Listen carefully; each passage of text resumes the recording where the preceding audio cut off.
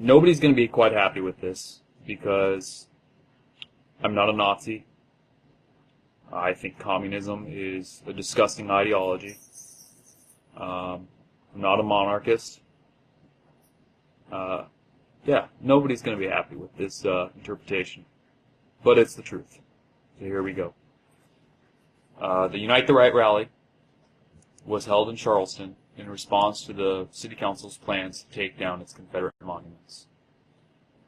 At first, they had attempted to bring in all the elements of the right in order to unite them against this cause that most of us, if not all of us, think is justified, in protecting our history and our heritage.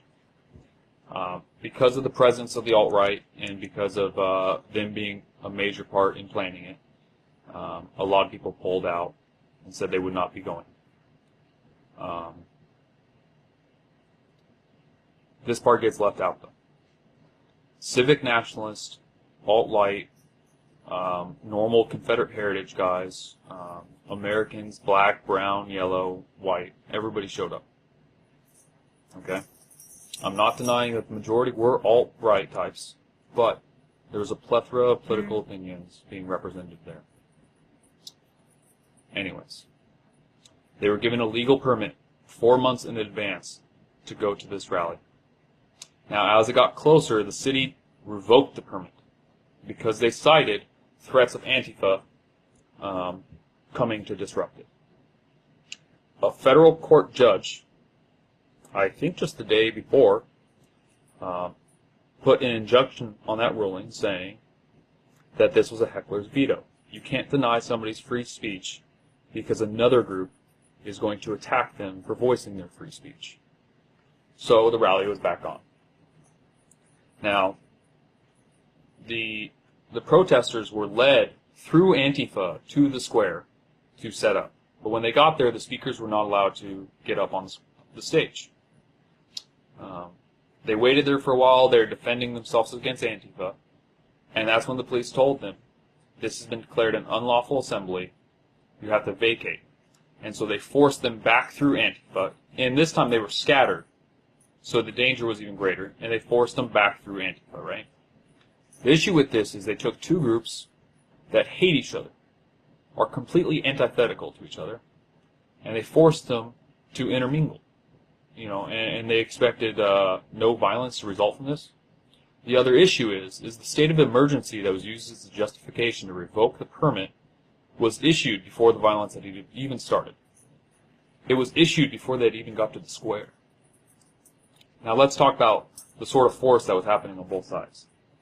The protesters were using shields, sticks, and pepper spray.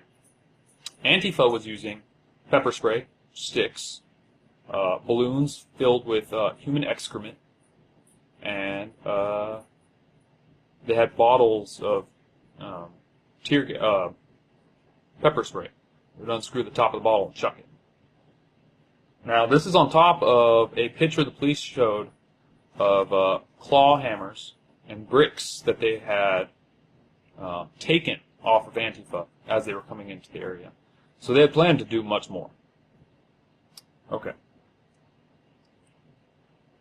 Let's look at this. Okay.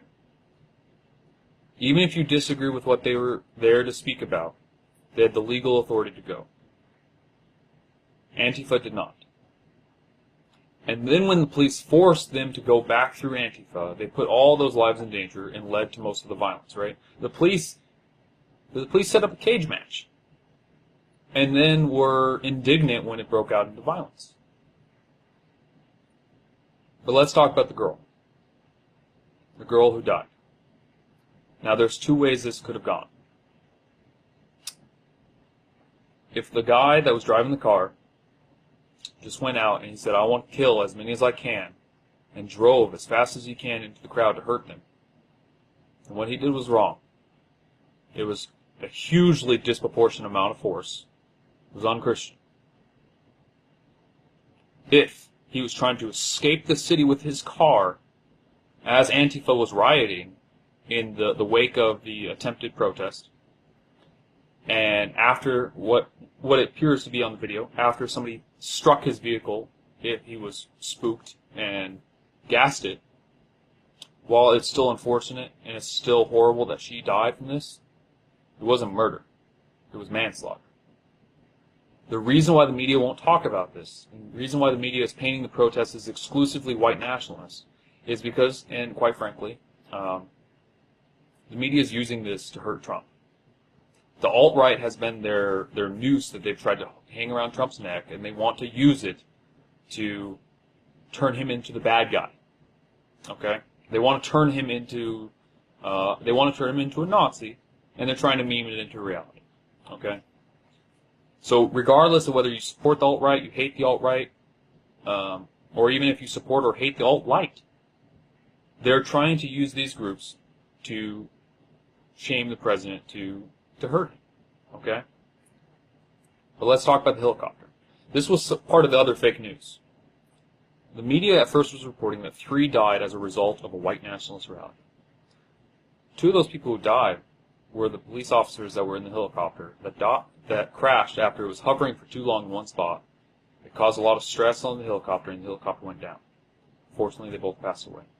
Now, I don't know for the rest of Antifa, but I know the Antifa in my community put out on Twitter that they were glad that those 2 cops died, because they said those cops were fascists too.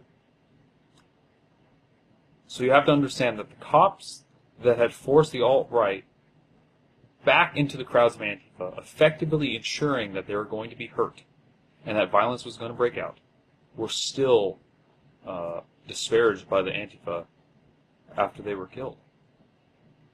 Okay? Antifa is filled with radical communists. People, the Trotskyites, they want to cause revolution. And they're using the alt-right as their impetus, their motivation. Okay? Now let's talk about some of the false narratives that are going on.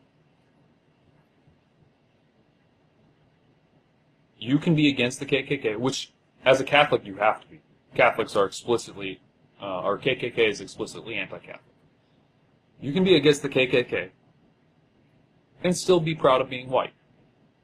You can be proud of being white and not hate other groups. Same way you can be proud of being black, proud of being Asian, proud of being Hispanic, without hating everyone else. Okay? That's a false dichotomy that they've put up to try to hurt people. Okay? And anybody who's looking at this honestly will see that the alt-right is a response to the anti-white agenda that's been pushed by the left. Okay? Now, I like to think of myself as a moderate person. I'm not going to turn into a minority-hating, violent fascist because the left is filled of insane anti-white communists. But I understand why those people end up on that side. We, as traditional Christians, must stand above that. We, as traditional Christians, must be willing to say, you can be proud of who you are without hatred. You can hold to your faith while still respecting your nation. That communism, in that it's an atheist ideology that has always fought to destroy Christianity, whether it's killing priests in Spain or destroying churches in Russia, can never be accepted. And just because we hate communism and resist it at every step does not make us Nazis. Okay? Everywhere you go, spread the truth. Everywhere you go, fight back with context and fight back with the third position. Okay? When they say, hey, are you a Nazi or are you communist? You say, neither. I'm a traditional Christian. When they say, do you hate white people or are you a white supremacist? If it's true for you, then say, no, I'm not a white supremacist and I don't hate white people. I have respect for who I am and I can still love who you are. Don't let yourself fall into this trap. Don't let the left divide the right like they have so many times before. And when it's called unite the right, even if you disagree with what happened at Charlottesville, understand that until the right starts getting more united, and the right starts standing up for itself against the left, we're going to continue to lose the culture war, like we have been for the last 50 years. God bless. God bless Charlottesville. And if you're Catholic, say a rosary, and if you're Orthodox, do Orthodox things.